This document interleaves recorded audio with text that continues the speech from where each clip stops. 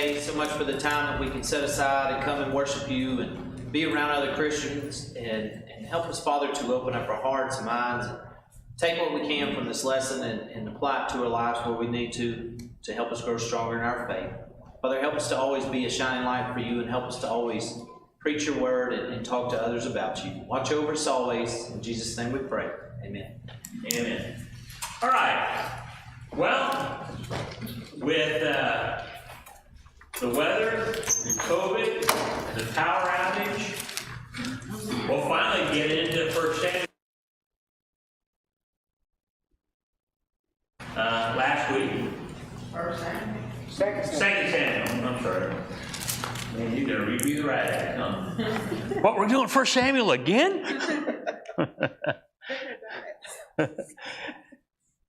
Now we're in 2 Samuel, and if you recall, 1 Samuel was about Samuel, Saul, and David. 2 Samuel is exclusively about David and his reign. How long did David reign?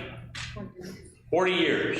Okay? All three of the first three kings reigned for 40 years. Okay? And David here, what we're going to be reading about in these first 4 chapters, is him establishing and solidifying his kingdom. Okay? In the first chapter, the first half of which we were able to look at last time we met, David was told of Saul and Jonathan's death by an ignorant and unfortunate Amalekite, right, who claimed to have run them through. And of course, David had an Amalekite killed. And we talked about the idea, how is it that you are not afraid to kill the Lord's anointed? And we talked about that a little bit. We might revisit that at the end of tonight. But the second half of the chapter, verses 17 through 27, is composed of what? Chapter 1, verses 17 through 27. A song. Yeah, it's David's lament for Saul and Jonathan. And it's called the Song of the Bow. Why would it be called the Song of the Bow? Does anybody have any idea? The bow was a weapon of war, and so they lived and died by it. Yeah, the bow is a weapon of war. And if you recall, when David and Jonathan, at one point in Saul's reign, were unsure of what Saul's intentions were towards David, that Jonathan went out with his bow and he shot the 3 arrows and said, "No, they're beyond you," saying, "Yeah, Saul is going to save your life." And Jonathan gave David his bow. Okay? And it was a symbol of love, it was a symbol of friendship, it was a symbol of peace. And in giving that, Jonathan was letting David know his deep love for him and the fact that just because Saul was against David, Jonathan certainly was not. And Jonathan expected David's reign, and Jonathan hoped to be able to help him in his reign. What's interesting about this idea of giving the bow as a covenant, as a symbol of peace, is the word is kesed. And I have no idea if that's how you pronounce it. Right? I think it's Q-E-S-E-T. And it literally means war bow. And what I've always thought was kind of significant about that is, what did God do after he destroyed the world with the flood? Made a rainbow. He put a rainbow, okay? Put a rainbow in the sky as a symbol that when people looked upon it, even though it was raining, they could be assured that he was not going to destroy the world with a flood again. And the word for God's bow is kesed. When you see a rainbow, that's God's war bow. And it's given in covenant, and it's given in peace to mankind, that he's not going to destroy the world with a flood anymore. Which is very significant, because supposedly, before the flood, it did not rain on the earth, but a mist went up and watered the earth. And so when it started raining, of course, it resulted in a flood. You can imagine that after the flood, anytime, once the weather patterns changed, it started raining, men might go like, uh-oh, right? But then they would see the bow in the cloud. So that's why God had given that. I think it's kind of a very beautiful image, right? All right, so here's David, and his lament is for Saul and for Jonathan. If you look at verse 18, It says, he told them to teach the children of Judah the song of the bow. Indeed, it is written in the book of Jasher. Okay? The book of Jasher apparently was some kind of a record of Israel's history that was being kept up until the time of David. The first time we hear about it, it's mentioned in Joshua chapter 10 at verse 13. And I believe that's in conjunction with Joshua praying that the sun would stand still. And it did, and they were able to defeat their enemies. And that was recorded in the book of Jasher. The word Jasher means either upright or sing. And so David had this recorded in this book of Jasher, which, to anybody's knowledge, does not exist anymore today. All right. Anybody got any comments or questions about David's lament, verses 17 through 27?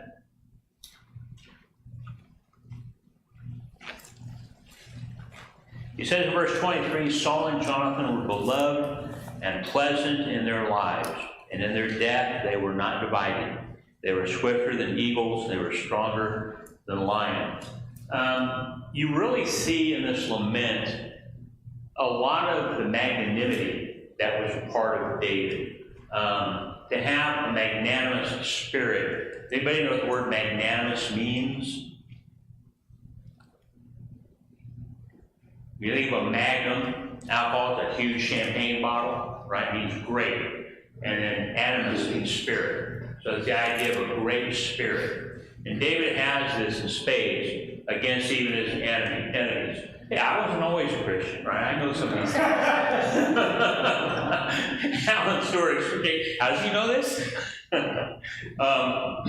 And so David has this great spirit. It is something that I think every Christian should strive to have, that idea of a magnanimous spirit, a magnanimous attitude. And that is the idea they were lovely in their life, they were beloved in their life by each other, by others.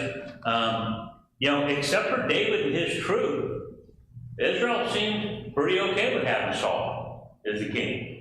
Okay, I mean, there was a lot of turmoil and what have you there, but they had asked for a king. God gave them one, and he was, for 40 years, the leader of Israel, though personally, he wasn't a very godly man. Okay, and David's going to demonstrate this attitude throughout his life, and sometimes to the consternation of Joab, the commander of his army. Because Joab, you're led to wonder as we read through this history whether or not David would have been as successful as the king without Joab. Okay, Joab was kind of like the sword, the terror behind the throne. All right, let's move on to chapter 2 then. Chapter 2 has 3 sections in it. The first one, verses 1 through 7. And this is where David is inquiring of the Lord. Okay, what shall I do? Right, Saul is no longer king, he's gone. So in verse 1 it says, it happened after this that David inquired of the Lord. He's been doing this quite a bit lately. Saying, shall I go up to any of the cities of Judah? And the Lord said to him, go up. Then David said, where shall I go? And he said, to Hebron. Remember, Abiathar the priest is with David now. He's got the ephod there as well. And so David goes up to Hebron, and his 2 wives, also Ahinoam the Jezreelitess, and Abigail, the widow of Nabal the Carmelite. And David brought up the men who were with him, every man with his household. So they dwelt in the cities of Hebron. Anybody know anything about the city of Hebron? And why God would have them go there? Okay.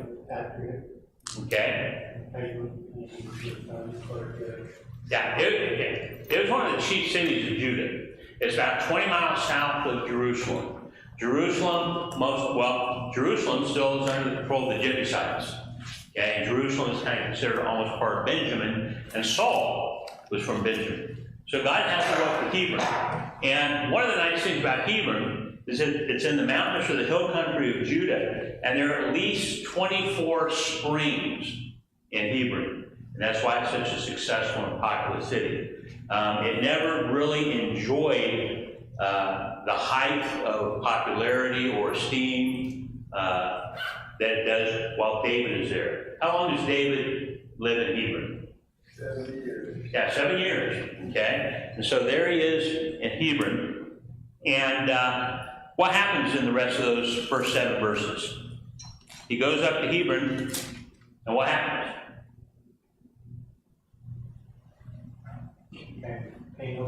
Yeah, it says the men of Judah, all the tribes of Judah came together, and they made him king. They came, and there they anointed David king over the house of Judah, and they told David, saying, the men of Jabesh Gilead were the ones who buried Saul. And we'll get to that in just a moment. Okay? You have to remember that at this time, the Philistines have been successful in their war. That's how Saul died, right? Saul has just died. So the Philistines are in control of at least northern Israel, right? Where Ishbosheth is going to rule as king for a while. So the idea is they're kind of new to this whole monarchy thing. It's been 40 years, but it's still very much a tribal thing. And so the men of Judah come up and they make David their king. And they make David king. And why do you suppose that might be? Why would the men of Judah say, okay, you're going to be king? Anybody remember? What did David do with part of the bounty or the booty, right, the spoil that he had taken when he destroyed the Amalekites? He sent it to the cities of Judah, right? David's no political dummy, right? He is making nice with all these cities. And he is protecting them. He's looking out for them. He's sharing the spoil with them. And of course, now that's paying off a little bit. And they come to him and they tell him that the men of Jabesh Gilead were the ones who buried Saul and Jonathan. What's significant about Jabesh Gilead?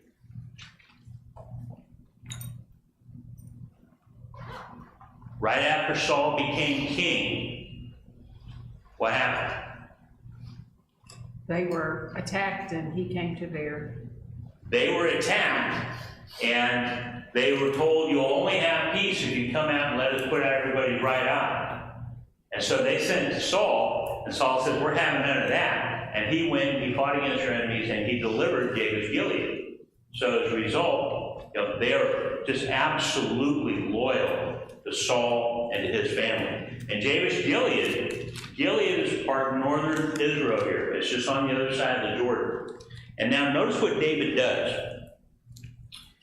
In verse 5 says, so David sent messengers to the men of Jabesh Gilead and said to them, you are blessed of the Lord, for you have shown this kindness to your Lord, to Saul, and have buried him. And now may the Lord show kindness and truth to you.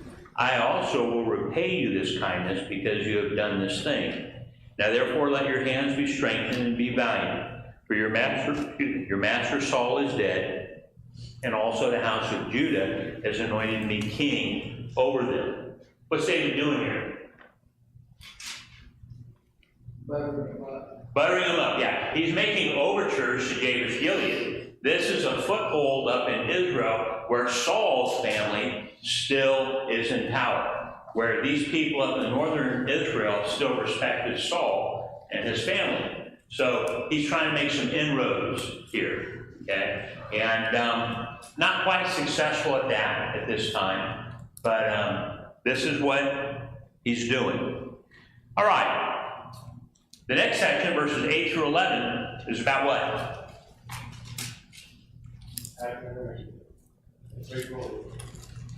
Abner he was the captain of Saul's army.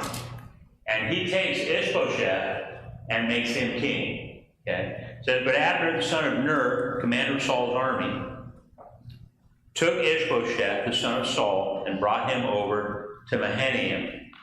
And this is on the east side of Jordan. And one of the reasons that he would take him over here is because it most likely is under the control of the Philistines at this point.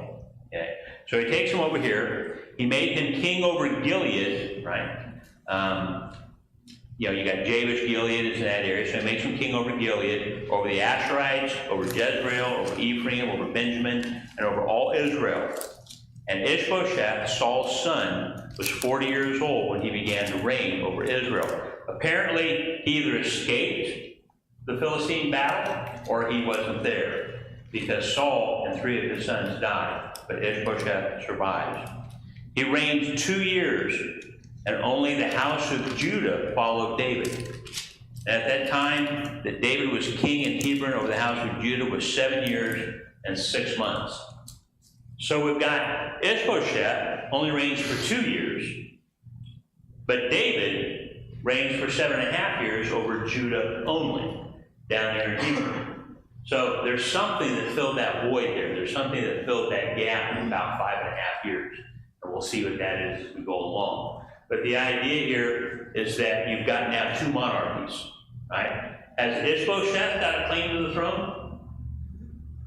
Absolutely, because his father was the king, right? God had Samuel anoint David, but basically the way monarchies work is the king's son becomes the next ruler. And so Abner takes him and makes him king. Any significance behind Abner taking him and making him king? I believe Abner was Saul's cousin. What are you going to say, Stuart?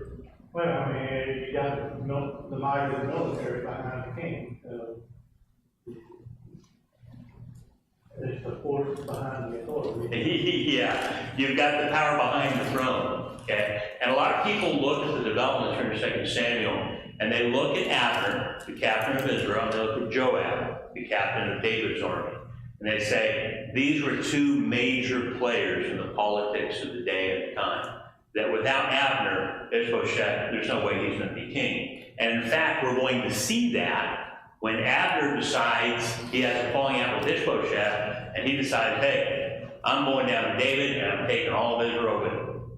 Right? And so that's what happens here. But now, in verses 12 through chapter 3 of verse 1, we have this long section here. What's it about? 2 sides battling.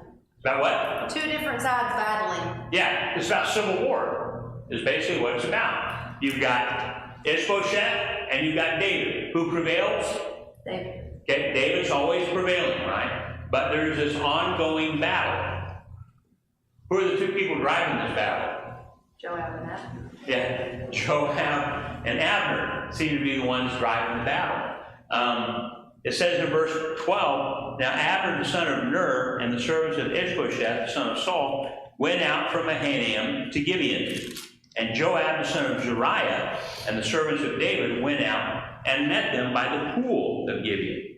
So they sat down, one on one side of the pool and the other on the other side of the pool. Then Abner said to Joab, let the young men now arise and compete before us. And Joab said, let them arise. Okay? What's going on here? That might have a better figure. It sounds like, okay, this is just going to be a friendly competition, right? It's going to be, you know, you're not friends, but it soon escalates into violence. And it sounds like all 24 of them die, okay? And then, boom, war just breaks out. And I imagine that that's what both Abner and Joab wanted, right? I don't know if that's what they were intending by having this little contest. Before we get to that, has anybody ever been to the Pool of Gibeon? Or does anybody know about the Pool of Gibeon? It's a very significant archaeological feature in Israel. The Pool of Gibeon is a vault, if you will. It is a cylindrical hole that has been dug down through the limestone 35 feet. Okay? It's 40 feet across. I mean, the circumference is 40 feet.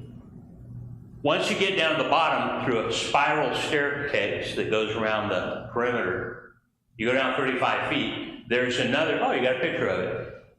There's another set of stairs that goes down another 45 feet, right? 79 steps, roughly all about a foot, you know, in height, because it's a total of 80 feet deep. And they did that to get down to water, okay? And they did that to get down to water so if they were ever besieged, you know, they would have access to water, which is very important for these cities. It's estimated that in order for the Israelites to create this pool, they would have had to have moved 3,000 tons of rock to carve this out of the solid stone, right? 3,000 tons. Ton is, depending on what ton you're using, let's say 2,000 pounds, okay? What is that? 600,000 pounds of rock? Or is it 6 million, right? I don't know, I get lost in all the zeros, okay? But that's a lot, okay? And so 40 feet, I don't know, maybe not quite as long as the wall there, and then the circumference. This is a big pool, right? Or hole in the ground, if you will, because the water was down at the bottom. Those piles are 2 by 4. Yeah. So it'll be 10. 1, 2, 3, 4, 5, 6, 7, 8, 9, 10. Yeah, about the length of the building from the wall there to there. And that was the circumference of it. So, pretty big pool, right? Very significant. And if you want to see, you can look it up on the internet, or you can look in Sharon's Bible there. All right? I'm sure she'll share with you. Okay? So they meet here. It's a very significant location. And in verse 16 it says, each opponent, or each grasped his opponent by the head and thrust his sword in his opponent's side, so they fell down together. Therefore that place was called the Field of Sharp Sword, which is in Gibeon. And apparently this was a tradition, it was a competition, it was like a gladiatorial match. There are paintings and carvings on ancient walls that describe this kind of competition. And I don't know what Joab or Abner were after, but hey, let's let the young men compete. What's kind of interesting here is I look at Abner and Joab as kind of like these, grizzled veterans, and they're just laying everything on the young men. Let them get up and do it. Okay? Craig, Yeah. Veronica, that's. Oh, yeah. I found the verse that said about Abner's relationship with Saul, You found what? where it said how Abner's related to Saul. How is it?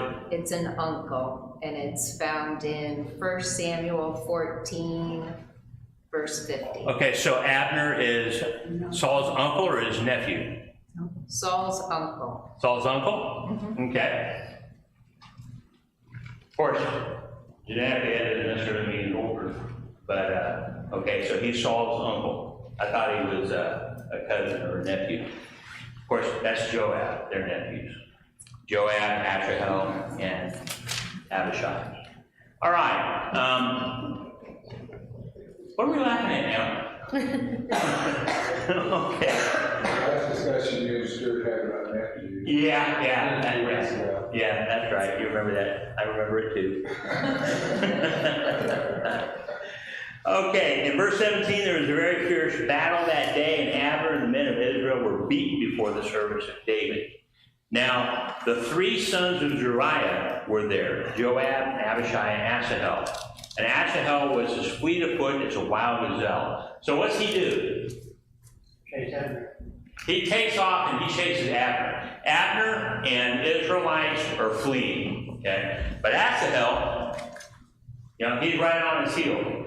Abner turns around and says, hey, quit following me, right? Quit following me. Turn to the right, turn to the left, and go after one of the younger men, okay? What's he telling him to do? And why is he telling him to do it? Why is Asahel chasing Abner? Why won't he turn to the left or the right? The answer to all those questions basically boils down to that Absalom was going after Abner to cut off the head, the power behind Ishbosheth, and that's over. Okay. Abner's sitting there saying, leave me alone, you're gonna die. Because I don't like to put up with this. And he does. Okay. And so Absalom, I guess he was deaf. And okay, there's another explanation as well, okay?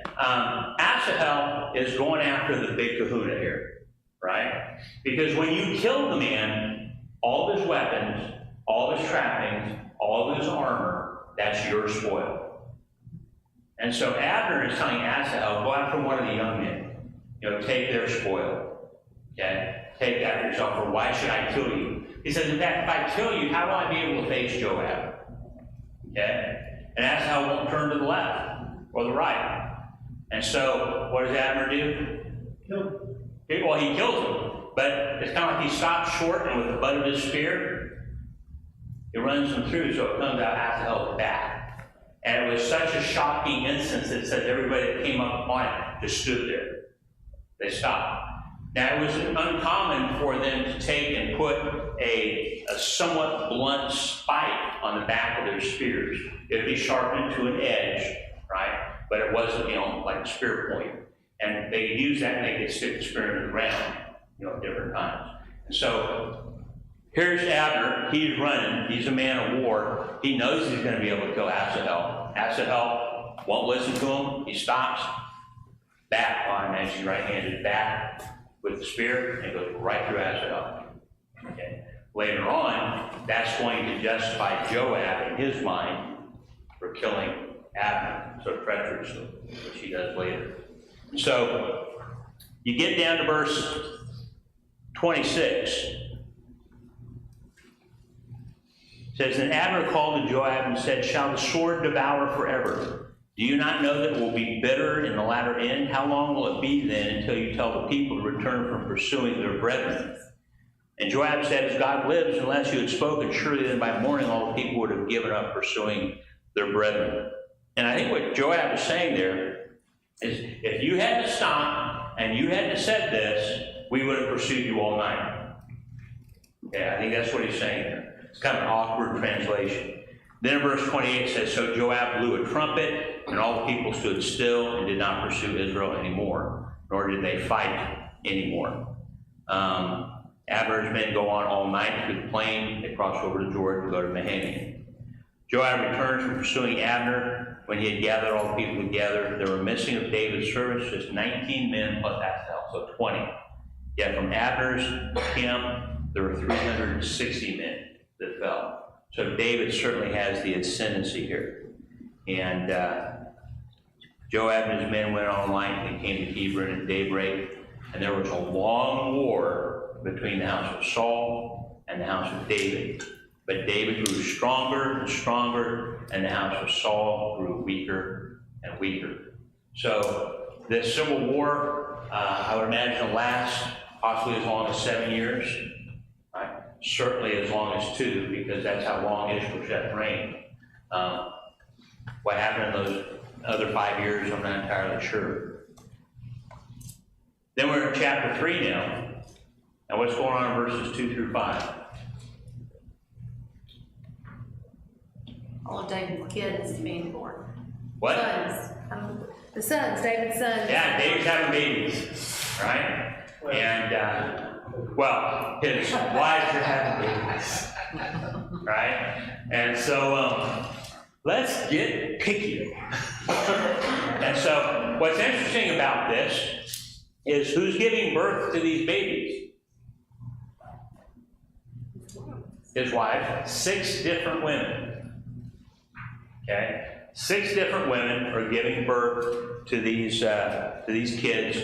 In fact, verse 5 says, the 6th Ithream by David's wife, Eglah. These were born to David in Hebron. What's the point of this passage? What's going on here? We only brought 2 wives with them. He only brought 2 with him, so now he's attained 4 more. Pretty soon he's going to ask for the first one back, right? Going to ask for Michael back. And there's a reason for that. But so he has now acquired 6 wives. He brought 2, right? And got 4 more. And they're all having sons. So David has a number of sons here. What's David doing? Setting himself up for trouble. He's setting himself up what? For trouble. For trouble, yeah. There's no doubt about that. Solomon, trumped him on that, right?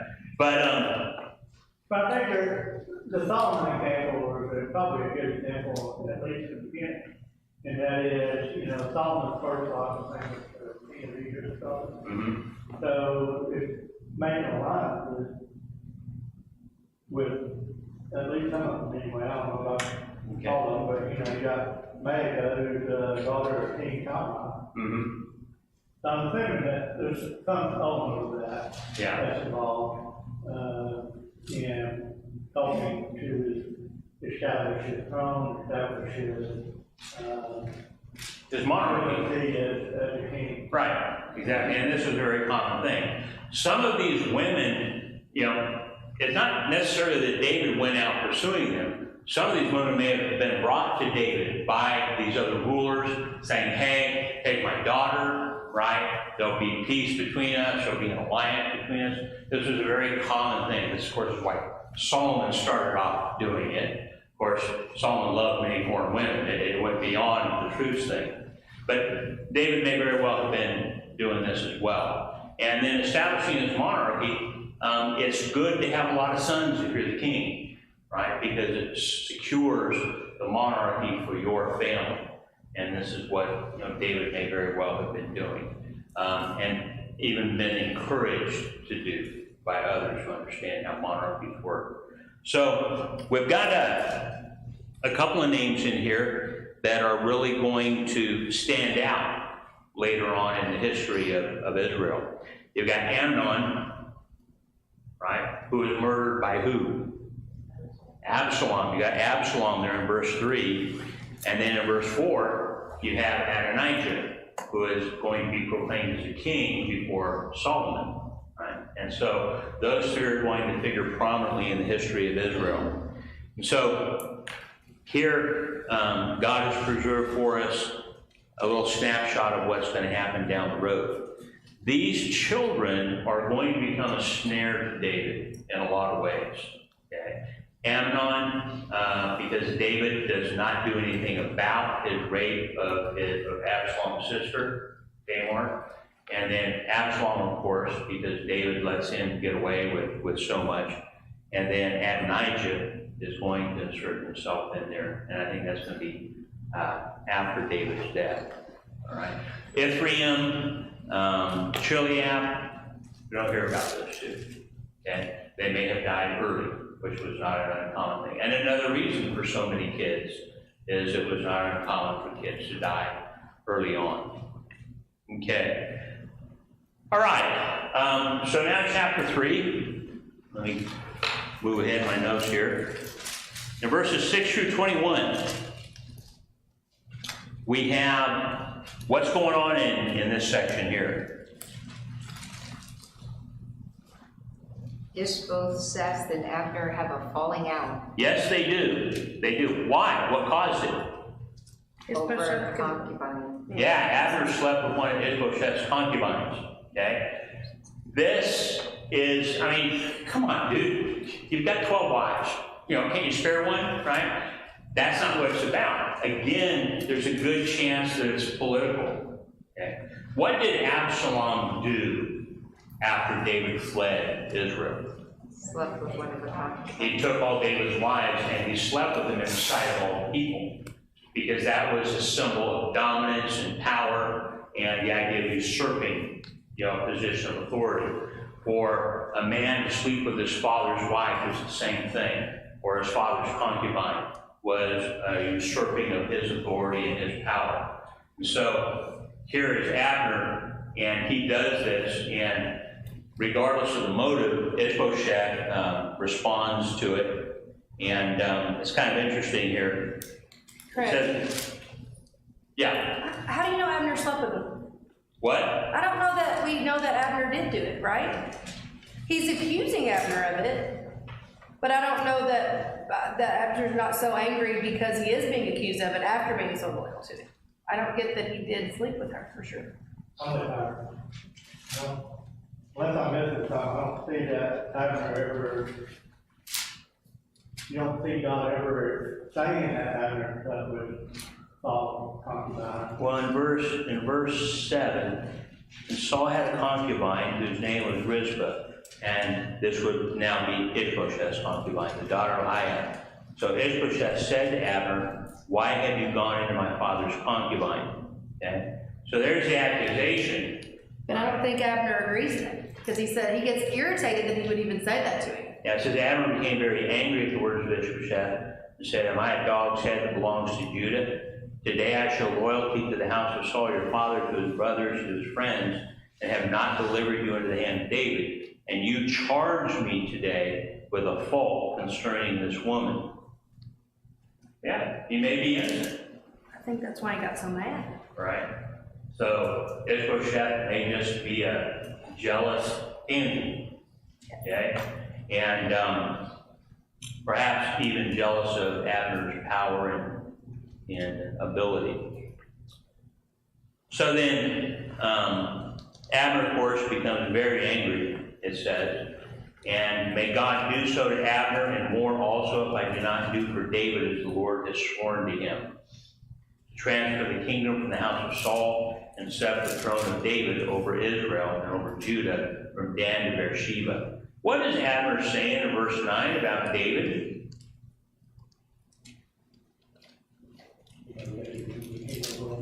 Yeah, he knows. He knows. He says, you know, I will do more also if I do not do for David as the Lord has sworn to him. This isn't a secret, you know, in Israel.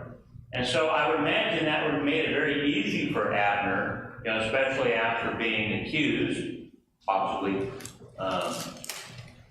guiltless, being accused or innocently accused. And so he says, hey, I'm just going to go down to David. And so this is what he's going to do. He's going to deliver Israel from Dan to Beersheba. Of course, Abner is a part of the house of Benjamin, and Benjamin's the major player in Israel. And he could not answer Abner another word because he feared him. Okay? Probably should have kept his mouth shut. So then Abner, of course, sends messengers to David, he says, whose is the land? Saying also, make your covenant with me, and indeed my hand shall be with you to bring all Israel to you. And David said, good, I will make a covenant with you, but I require one thing. What's he require? Michael. Bring Michael to me. Why does he want her? She's become the wife of another man. Okay? She's married to somebody else. It's been years, perhaps many years, you know, that David's been fleeing from Saul. Why does he possibly want Michael? Originally, when we heard the story of them, they loved each other back then, so there might still be some. Okay. There's emotional stuff that I think we look over, we just see the war part. Yeah. Yeah, there could very well be an emotional bond still that David has for Michael. There could be other reasons as well. Legitimizes. Yeah, his claim to the throne, because Michael is Saul's daughter, right? So again, it could be for political reasons as well. You know, Janet says we sometimes possibly overlook the emotional component or aspect of these relationships. And I think that's true in a lot of ways. Also, I sometimes question the emotional component, because when you got a guy with 6 wives already, I mean, I've only got so much emotion going around, right? And David wants to have now a 7th wife, you know, brought to him. And kind of interesting. Everything that you read does overlook the emotion, right? And they just state political reasons. What? Okay. Not for public consumption. All right. So David demands return of Michael, and Abner meets with David and promises to deliver Israel. Okay. It's kind of interesting here. It says in verse 14, so David sent messengers to Ishbosheth, Saul's son, saying, give me my wife, Michael, whom I betrothed for myself for 100 foreskins of the Philistines. Was it just 100? It was 200, but the agreement was 100. And Ishbosheth sent and took her from her husband, from Paltiel, the son of Laish. Then her husband went along with her to Bahurim, weeping behind her. So Abner said to him, go return. And he returned. I mean, how hard must that have been for her husband? He's got no say in the matter. He's got no control over the situation. It's out of his hands. And so his wife's being taken from her and given to David. Abner had communicated with the elders of Israel, saying, in time past you were seeking for David to be king over you. Now then, do it. And so he promises to bring Israel to David. And then Joab comes on the scene. And he hears everything that's going on. In verse 22, It says, at that moment, the servants of David and Joab came from a raid, brought much spoil with them. But Abner was not with David in Hebron. They had just celebrated a feast, celebrating a covenant between the two of them. For he had sent him away, and he had gone in peace. Then Joab and all the troops that were with him had come. They told Joab, saying, Abner, the son of Ner, came to the king, and he sent him away, and he has gone in peace. Then Joab came to the king and said, what have you done? Look, Abner came to you. Why is it that you sent him away, and he is already gone? Surely you realize that Abner, the son of Ner, came to deceive you, to know you're going out and you're coming in, and to know all that you are doing. And so when Joab had gone from David's presence, he sent messengers after Abner and brought him back from the wall of Sirah, or the well of Sirah, but David did not know it. All right. So Joab goes in, he kind of reads David's right. He says, what are you doing? You know, and again, you're going to have this play between Joab and David throughout their history together, whereas David is soft, Joab's hard. Joab is very hard. In fact, I think 3 times throughout the book, David says, the sons of Uriah are too hard for me. Right? They are just brutal. And, but it's kind of interesting how Joab speaks to the king, speaks to David, says something about their relationship. And so Joab goes out, he calls Abner back, and kills him, right? He takes him, he kills him on the spot. When Abner had returned, in verse 27, Joab took him aside to the gate to speak with him privately, and there stabbed him in the stomach, so that he died for the blood of Asahel, his brother. And afterward, when David heard it, he said, my kingdom and I are guiltless before the Lord forever for the blood of Abner, the son of Ner. Let it rest on the head of Joab and on all his father's house, and let there never fail to be in the house of Joab one who has a discharge or is a leper. What's that mean? They have a discharge or they're a leper? They'll always be unclean. They can't worship God for the rest of Israel, right? He said, let them have discharge or be a leper, who leans on a staff or falls by the sword, or who lacks bread, right? So quite a curse he's pronouncing upon Joab and his household. So Joab and Abishai, his brother, killed Abner. Abishai is implicated because he had killed her brother Asahel at Gibeon in the battle. And then what's the last part of chapter 3 about? David mourns for Abner, right? He mourns for Abner, and it's so sincere that it says in verse 35, when all the people came to persuade David to eat food while it was still day, David took an oath, saying, God, do so to me and more also, if I taste bread or anything else till the sun goes down.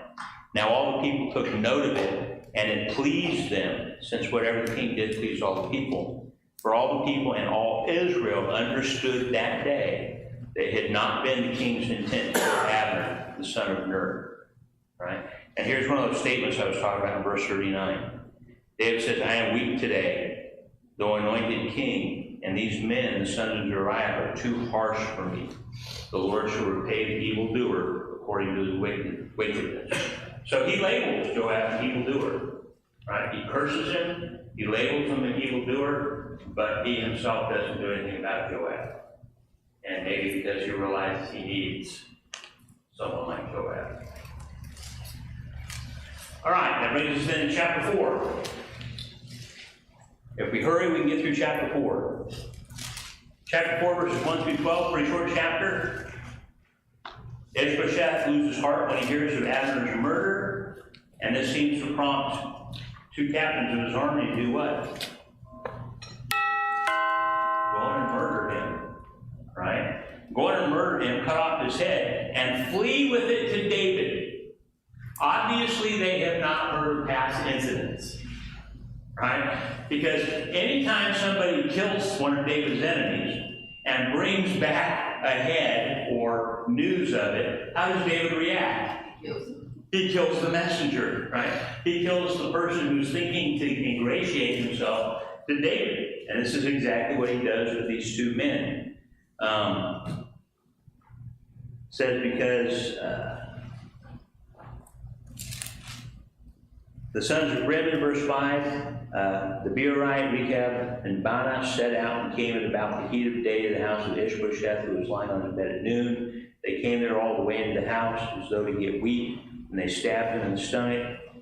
Then they beheaded him. They escaped. They came to the house where he was lying on his bed in his bedroom. They struck him and killed him, beheaded him, took his head, and were all night escaping to the plain. And they brought the head of Ishbosheth to David at Hebron, and said to the king, "Here is the head of Ishbosheth, son of Saul, your enemy." Did David really ever consider Saul his enemy? I don't think so. The Lord's anointed, who sought your life, and the Lord has avenged my lord and king this day of Saul and his descendants. Then David answered Rechab and Baanah, his brother, the sons of Reuben, the Beerite, and said to them, "As the Lord lives, who has redeemed my life from all adversity, when someone told me, saying, 'Look, Saul is dead,' thinking to have brought good news, I arrested him and had him executed in Ziklag. The one who thought I would give him a reward for his news. How much more when wicked men can kill a righteous person in his own house on his bed? Therefore shall I not now require his blood at your hand and remove you from the earth." So David commanded his young men, and they executed them, cut off their hands and feet, hanged them by the pool in Hebron. But they took the head of Ishbosheth and buried it in the tomb of Abner in Hebron. All right, so there's the end of Ishbosheth, but there's one other important person being spoken of in this chapter. Who is Mephibosheth, Mephibosheth? Who's Mephibosheth? the son of Jonathan's son, right? And what did Jonathan ask David to do when he became king?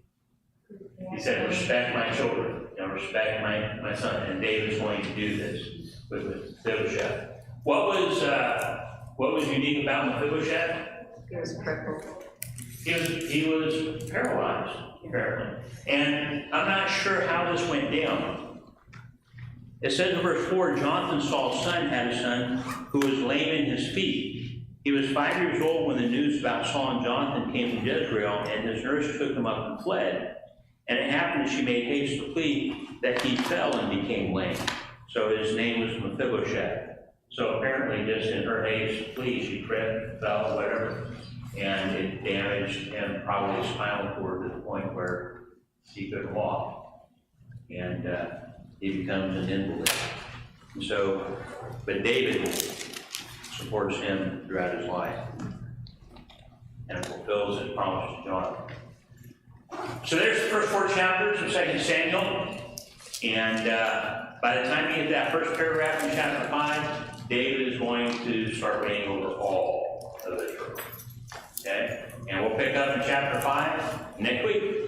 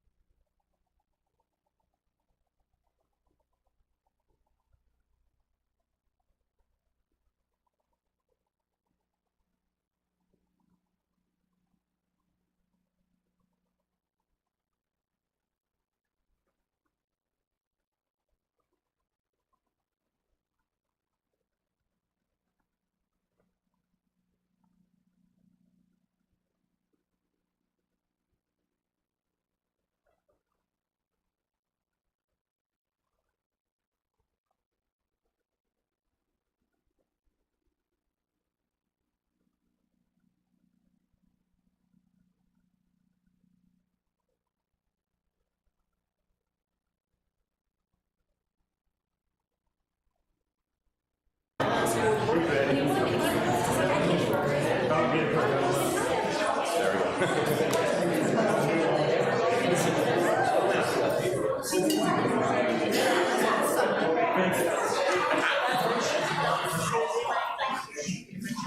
sing number 297.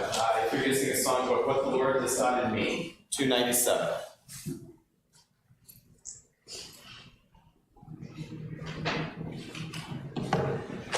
Let the beat say, I'm strong. Let the Lord say, I'm rich. Let the blind say, I can see. It's what the Lord has done in me. Hosanna, Hosanna, to the Lamb that was slain.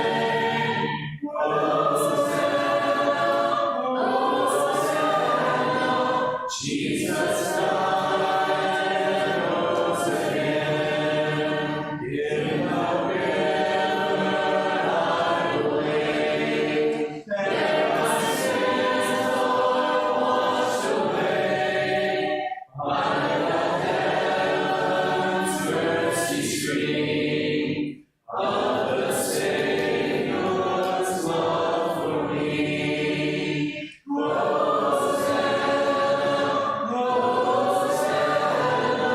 To the Lamb that was slain. Hosanna, Jesus died and rose again. I will rise from water's deep to the saving arms of God. I will sing salvation songs. Jesus Christ has set me free. Hosanna, Hosanna, to the Lamb that was slain. Hosanna, Jesus died and rose again.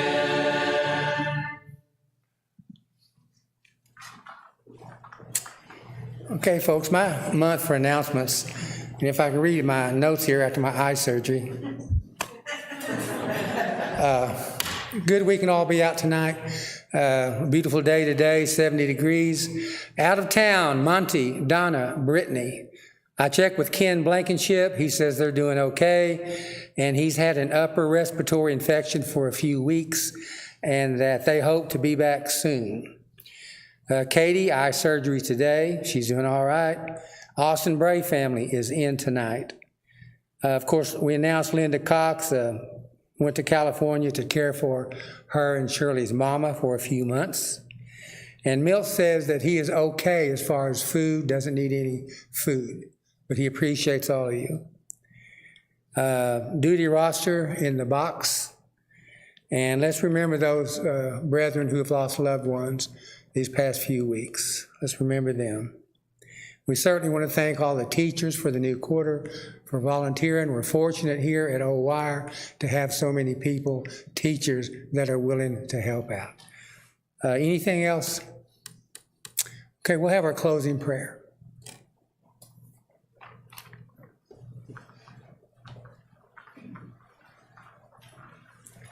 Bow with me, please. Dear God, thank you for blessing us with another day that we're able to come out here and worship your word. Please help everything that we have studied tonight be edifying and according to your will. Please help us to always strive to be closer to you and want to reach that end goal with you in heaven. Please help us to be a shine light so others may find your word, and please help us to also not be afraid to teach that word and for us to know what we need to say. Please be with everyone who has lost loved ones recently. Please give them comfort, and please help us to remember that we need to give them comfort. Please help us to always be there for all of our members that we have. Please help us to just have a wonderful day. Please be with everybody who is traveling and is sick. Please heal them. Please help us to always be there for our members. Please help us to have a wonderful day. It's your son's name that we pray. Amen. I forgot what I was saying.